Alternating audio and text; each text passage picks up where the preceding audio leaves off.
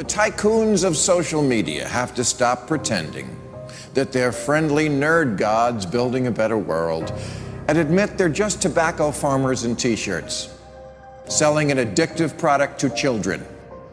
Because let's face it, checking your likes is the new smoking. Philip Morris just wanted your lungs. The App Store wants your soul. There are 2 billion people, more than 2 billion people on Facebook. That's more than the number, it's about the number of notional followers of Christianity. People check their phones 150 times a day, the millennial sort of audience.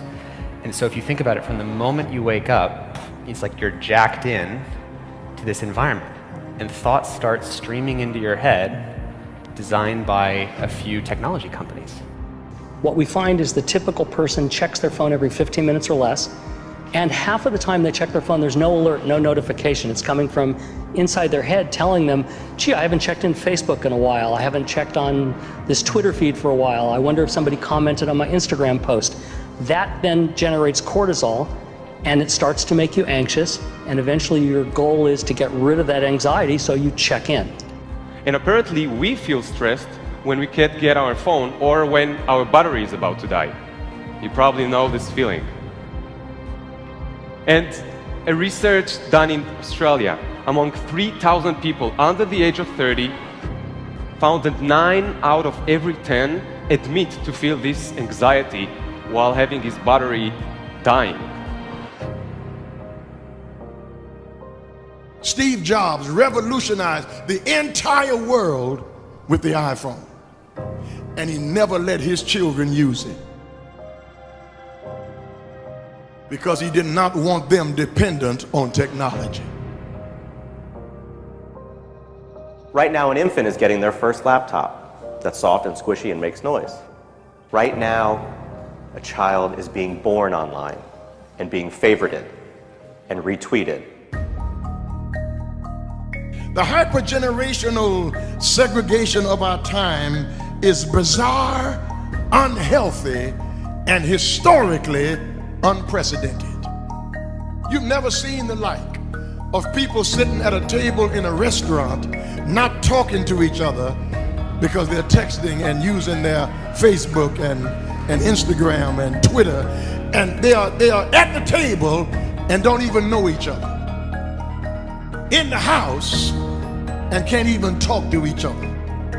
And the pressure that's on us to be like everybody else is so great that everybody tries to live like they're in a reality show.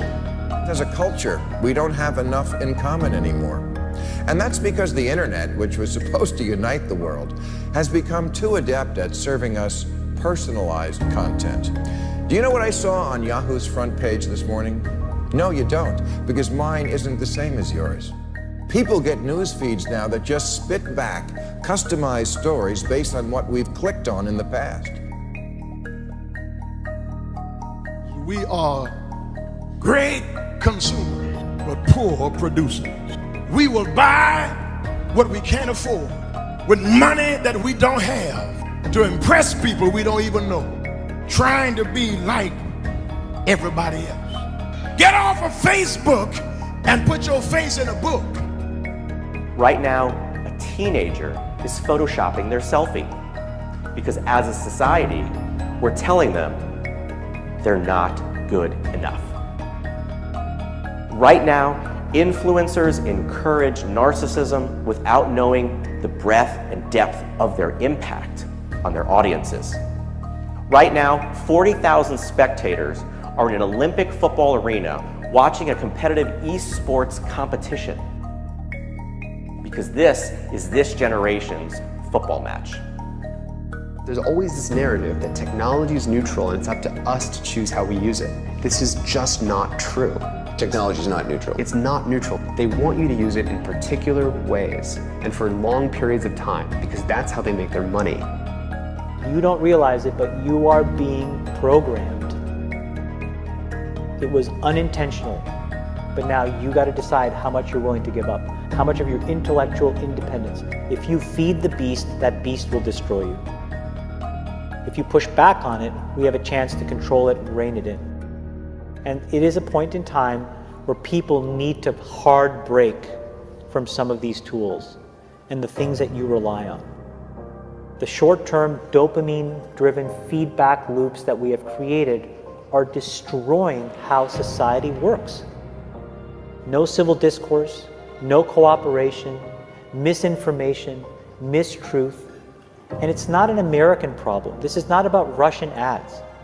This is a global problem. I challenge everyone to try going 1 week without social media.